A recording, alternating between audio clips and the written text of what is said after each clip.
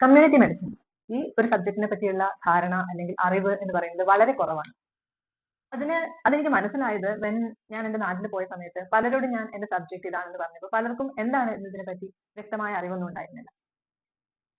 4 വർഷം മുമ്പ് കൊറോണ ഭയങ്കര കൂടുതലായിരുന്ന ആ ഒരു സമയത്ത് ഞാൻ കേരളത്തിൽ നിന്ന് മുംബൈയിലേക്ക് കമ്മ്യൂണിറ്റി മെഡിസിൻ എന്ന ബ്രാഞ്ച് സെലക്ട് ചെയ്ത് PG ചെയ്യാൻ വേണ്ടി വന്നപ്പോൾ ആ സമയത്ത് എനിക്കും വല്ല ധാരണയൊന്നും ഉണ്ടായിരുന്നില്ല. എന്താണ് ഞാൻ ഇത് സെലക്ട് ചെയ്യാനുള്ള കാരണം, എന്താണ് ഇത് കഴിഞ്ഞ് ഞാൻ ചെയ്യുക, ഇതിലൂടെ ഞാൻ എന്ത് കൂടുതലായി പഠിക്കും, ഇതിനെ പറ്റിയൊന്നും കാര്യമായ ധാരണയൊന്നും ഉണ്ടായിരുന്നില്ല. പക്ഷെ ആഗ്രഹം ഇതായിരുന്നു, ആ ഒരു സമയത്ത് എങ്ങനെയെങ്കിലും ഒരു കരിയറിലേക്ക് എത്തിച്ചേരുക എന്നുള്ള ഒരു ലക്ഷ്യം വെച്ചിട്ടാണ് ഈ ഒരു സബ്ജക്ട് എടുത്തത് തന്നെ.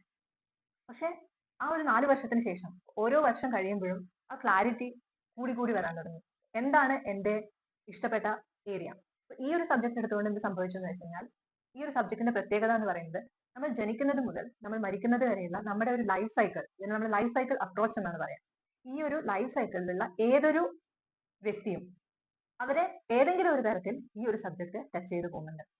അത് മെഡിസിനൽ ആവണമെന്നില്ല, അതായത് ട്രീറ്റ്മെന്റ് കൊടുക്കുന്നവരാണ് എപ്പോഴും ഡോക്ടർമാരെന്നില്ല, ആ അസുഖം വരാതെ നോക്കുന്നവർ കൂടി ഡോക്ടർമാരാണ്. ആ തിരിച്ചറിവ് ഇന്നത്തെ സമൂഹത്തിന് എല്ലാവർക്കും ലഭിച്ചിട്ടില്ല എന്ന് വേണം കരുതാൻ. കാരണം എല്ലാവരും ഇപ്പോൾ ട്രീറ്റ്മെന്റിന്റെ പുറകെ പോവുകയാണ്. അസുഖം വരുന്നത് വരെ വെയിറ്റ് ചെയ്യുക, അതിനുശേഷം അസുഖം വന്നു കഴിഞ്ഞാൽ ഇത്രയും ടെൻഷൻ അടിച്ച് സ്പെഷ്യലിസ്റ്റിന്റെയും സൂപ്പർ സ്പെഷ്യലിസ്റ്റിന്റെ ഒക്കെ പിറകെ പോവുക, അങ്ങനെയുള്ള ആ ഒരു ചിന്താഗതി അല്ലെങ്കിൽ അങ്ങനെയുള്ള ഒരു ടെൻഡൻസി ഇത്രയും കാലമായിട്ട് നമ്മുടെ നാട്ടിൽ നിന്ന് ഒട്ടും മാറിയിട്ടില്ല.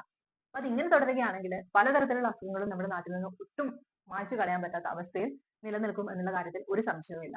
അപ്പൊ ഞാൻ ഈ ഒരു സബ്ജക്ട് എടുത്തപ്പോൾ എനിക്ക് തോന്നിയ ഒരു കാര്യം, അല്ലെങ്കിൽ ഞാൻ ഇത്രയും കാലത്തിൽ പഠിച്ച ഒരു അറിവ് വെച്ചിട്ട് പറയുകയാണെങ്കിൽ, ഈ ഒരു സബ്ജക്റ്റിന്റെ ഇമ്പോർട്ടൻസ് എത്രമാത്രം ലോകത്തുള്ള ആൾക്കാർ മനസ്സിലാക്കുന്നു അത്രമാത്രം നമുക്ക് പല അസുഖങ്ങളിൽ നിന്നും രക്ഷപ്പെടാൻ സാധിക്കും എന്നുള്ളതാണ്.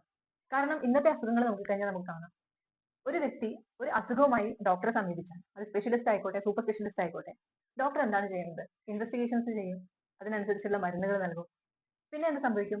ആ വ്യക്തി തിരിച്ച് അതേ സാഹചര്യത്തിലേക്ക് തിരിച്ചു പോവുകയാണ്. അതായത് നമ്മുടെ ചുറ്റുപാടുകൾ, നമ്മുടെ കൾച്ചറൽ ഫാക്ടേഴ്സ്, നമ്മൾ ഇന്ററാക്ട് ചെയ്യുന്ന ആൾക്കാർ, അതുപോലെ നമ്മുടെ ഇമ്മ്യൂണിറ്റി, നമ്മുടെ ജീവിതശൈലി, ഇതിനൊക്കെ നമ്മുടെ വ്യക്തിഗതമായ ജീവിതത്തിൽ, നമ്മുടെ ആരോഗ്യ ജീവിതത്തിൽ ഒരുപാട് പ്രാധാന്യമുണ്ട്. അപ്പൊ അത് നമ്മൾ ഒരിക്കലും കൺസിഡർ ചെയ്യാറില്ല.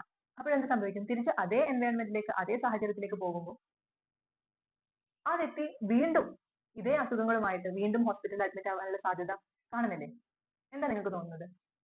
It is true. കാരണം എപ്പോഴും ഒരു അസുഖം വരണമെങ്കിൽ, ഒരു അസുഖം ഉണ്ടാക്കുന്ന ഒരു ഏജന്റ് നമ്മുടെ ബോഡിയിലേക്ക് വരണമെങ്കിൽ അതിന് സാഹചര്യങ്ങൾ ഒത്തുവരണം. അതായത് നമ്മുടെ ബോഡി അതിന് സ്വീകരിക്കാൻ തയ്യാറാവണം, നമ്മൾ ജീവിക്കുന്ന ചുറ്റുപാട് അതിന് അനുകൂലിക്കണം. അങ്ങനെയൊക്കെ വരുമ്പോഴാണ് എന്ത് ചെയ്യുന്നത്? ഈ രോഗകാരിയായ വസ്തു നമ്മുടെ ശരീരത്തിലേക്ക് പ്രവേശിക്കുന്നത്. അപ്പോ ഈ ഒരു സാഹചര്യം ഒത്തു വരുമ്പോൾ നമുക്ക് അസുഖം പിടിപെടും. ഈ സാഹചര്യങ്ങൾ വീണ്ടും കണ്ടിന്യൂസ് ആയിട്ട് തുടരുകയാണെങ്കിൽ എന്താണ് സംഭവിക്കുക? ഈ അസുഖങ്ങൾ വീണ്ടും വീണ്ടും ആവർത്തിക്കപ്പെടും. പിന്നെ ഒരു സ്റ്റേജ് എത്തും, അസുഖങ്ങൾ കണ്ടിന്യൂസ് വരുന്നതിന്റെ ഫലമായിട്ട് നമ്മുടെ അവയവങ്ങളെ ഇത് ബാധിക്കാൻ തുടങ്ങും. അത് ഒരുപക്ഷെ നമുക്ക് തിരിച്ച് പഴയ രീതിയിലേക്ക് കൊണ്ടുവരാൻ സാധിക്കാത്ത ഒരു അവസ്ഥയിലേക്ക് എത്തും. അപ്പൊ നമ്മൾ പറയുന്ന പോലെ കോവിഡ് പോലുള്ള മഹാമാരികൾ എന്തെങ്കിലും വന്നു കഴിഞ്ഞാൽ ആ അസുഖങ്ങൾ പെട്ടെന്ന് ഈ അവയവങ്ങളെ അഫക്ട് ചെയ്ത, അല്ലെങ്കിൽ വേറെ ഏതെങ്കിലും ഒരു അസുഖമുള്ള ഒരാളെ പെട്ടെന്ന് ബാധിക്കാനുള്ള സാധ്യതയുണ്ട്. ഞാൻ പ്രധാനമായും പറയുന്നത് ജീവിതശൈലി രോഗങ്ങളെ പറ്റിയാണ്. നമുക്കറിയാം, ഇന്ന് ഒരു പാൻഡമിക് പോലെ അല്ലെങ്കിൽ ലോകത്ത് മൊത്തം പടർന്നു പിടിച്ചുകൊണ്ടിരിക്കുന്ന അസുഖങ്ങളിൽ പ്രധാനപ്പെട്ടതാണ് ജീവിതശൈലി രോഗങ്ങൾ. അത് നമ്മൾ അത്ര ഇമ്പോർട്ടന്റ് ആയിട്ട് കൺസിഡർ ചെയ്യുന്നുമില്ല. കാരണം അതുകൊണ്ടുണ്ടാവുന്ന സിംറ്റംസ്, അതുകൊണ്ടുണ്ടാവുന്ന ലക്ഷണങ്ങൾ എന്ന് പറയുന്നത് അത്ര കാര്യമായിട്ട് ആരും എടുക്കാറില്ല. കാരണം ഒരു പെർട്ടിക്കുലർ സ്റ്റേജ് കഴിഞ്ഞാൽ മാത്രമേ അത് ഭയങ്കര സിവിയർ ആയിട്ടുള്ള സിംറ്റംസ് ആയിട്ട് കാണിക്കുള്ളൂ. അതുകൊണ്ട് അത്ര കാര്യമായിട്ട് എടുക്കാതെ വെക്കും. പക്ഷെ നമ്മുടെ ബോഡിയുടെ ഉള്ളിൽ, നമ്മുടെ ശരീരത്തിനുള്ളിൽ പലതരത്തിലുള്ള മാറ്റങ്ങൾ അത് കൊണ്ടുവരുന്നുണ്ടാവും. അത് നമ്മൾ അറിയുന്നില്ല.